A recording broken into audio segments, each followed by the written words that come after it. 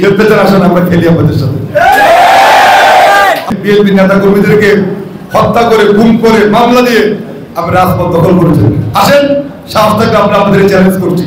আমাদেরকে সাধারণ মানুষের সাথে মিশতে হবে। কেউ আওয়ামী লীগ করলে তার ব্যবসা প্রতিষ্ঠান বন্ধ করে দিব, আমরা এই সমস্ত কাজ করবো না।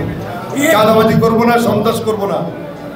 যে অন্যায় করবে তাকে ধরে আইন হাতে দিয়ে দিতে হবে। আর যারাই গণহত্যার সাথে জড়িত তাদের কোনোভাবেই তাদের ক্ষমা করা হবে না, তাদের ক্ষমা হবে না।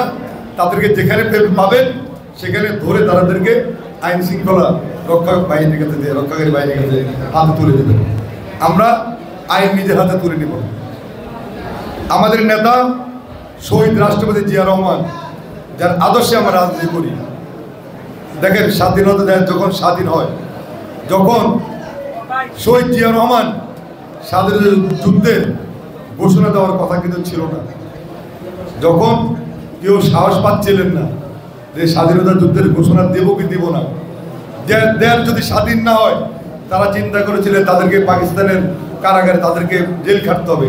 এই ভয়ে তারা সেদিন স্বাধীনতার ঘোষণা দিতে চাননি। একজন সৈনিক হিসাবে সেদিন শহীদ রাষ্ট্রপতি জিয়া রহমান জীবন বাজি রেখে তিনি স্বাধীনতার ঘোষণা দিয়ে জাতিকে ঐক্যবদ্ধ করে সেদিন দেশ স্বাধীন করার জন্য তিনি সকলের পাশে দাঁড়িয়েছিলেন।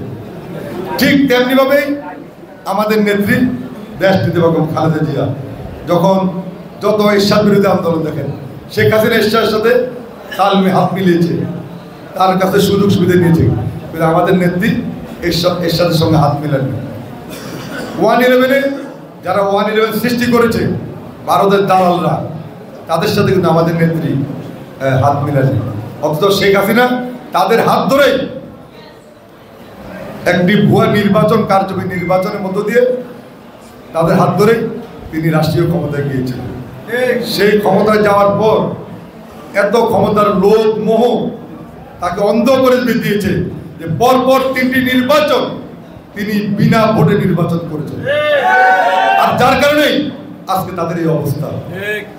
কোথায় এখন আসেন, এখন তো আমরাও আছি, আপনারাও আসেন। যদি খেলতে চান আসেন, আমরা খেলি আপনাদের সাথে।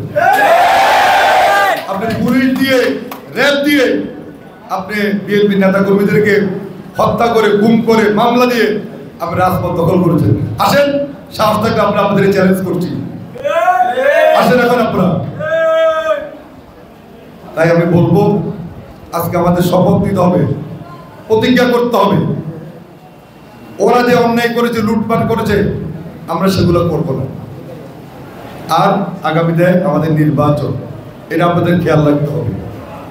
সেই নির্বাচনের জন্য আমাদেরকে প্রস্তুতি নিতে হবে।